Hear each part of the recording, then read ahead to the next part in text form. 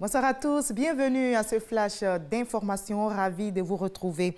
La Côte d'Ivoire est à l'honneur au Festival des films francophones d'Angoulême. Ce festival, en plus de vendre les productions cinématographiques, fait la promotion des arts, de la culture et de l'artisanat. La première dame ivoirienne, Dominique Ouattara, invitée d'honneur de cet événement culturel, a inauguré le village ivoirien dressé au Festival d'Angoulême. Elle a encouragé les artisans ivoiriens. Nous y reviendrons ce soir à 20h. Notez en bref que le Conseil supérieur des imams de Côte d'Ivoire vient de faire une déclaration. La fête de la Tabaski aura lieu le vendredi 1er septembre prochain. L'annonce a été faite ce jeudi même par le COSIM.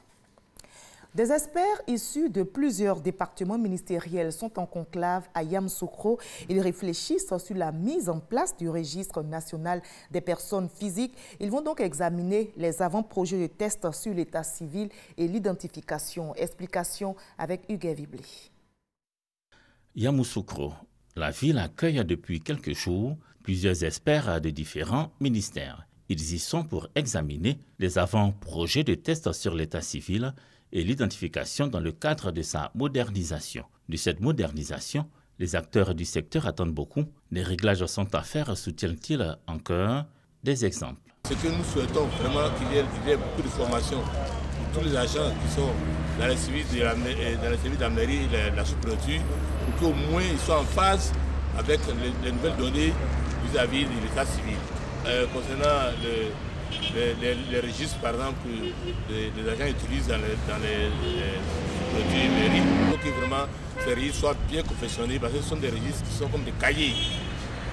Une fois qu'on l'a utilisé aujourd'hui, demain, quand vous le voyez, vraiment, il est foutu. Ces préoccupations devraient trouver réponse avec la mise en place du Registre national des personnes physiques RNPP. Il en est question avec les travaux des experts à Yamoussoukro. L'État entend ainsi traiter les anomalies, incohérences et irrégularités constatées dans la gestion de l'état civil et de l'identification. La population ivoirienne va disposer de ces documents, des faits d'état civil à temps réel et des documents qui sont sécurisés. Deuxième chose, le pays lui-même va disposer d'une base de données fiable, sécurisée, sur tous les faits d'état civil qu'on pourra capter de manière systématique avec les nouveaux mécanismes qui sont en train d'être mis en place. L'objectif du gouvernement avec les tests qui seront adoptés au final, garantir un système de gestion de l'état civil et de l'identification moderne et sécurisé, ce qui va permettre l'émission d'extraits d'actes d'état civil et de titres d'identité partout où l'on le désire sur le territoire national ou dans les consulats.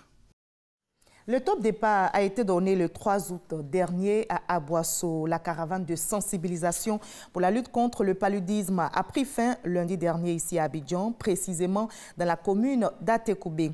La caravane initiée par le programme national de lutte contre le paludisme a sillonné 10 villes au total. Les populations ont été invitées à s'impliquer dans la lutte pour l'éradication de la pandémie.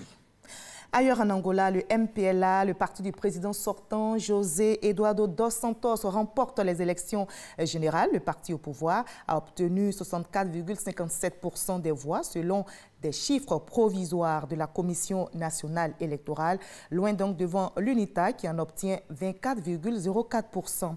Le taux de participation s'élève à 67,83%. Le candidat du MPLA succédera donc, si ces résultats sont confirmés, à José Eduardo dos Santos qui a décidé donc de quitter le pouvoir après 38 ans à la tête de l'Angola. Et plus loin, en Suisse, 14 personnes, dont des Allemands, des Autrichiens et des Suisses, sont portées disparues après un glissement de terrain qui a provoqué hier une coulée de boue.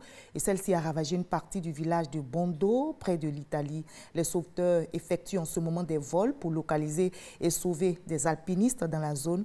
Le village a donc été évacué pour préserver les habitants d'autres glissements de terrain ou coulées de boue. Et de l'autre côté, au Brésil, au moins 10 personnes ont également perdu la vie dans le naufrage de leur embarcation dans le nord du pays. La zone de la catastrophe est difficile d'accès. L'origine du naufrage reste inconnue. 70 personnes étaient semble-t-il à bord du bateau qui a chaviré.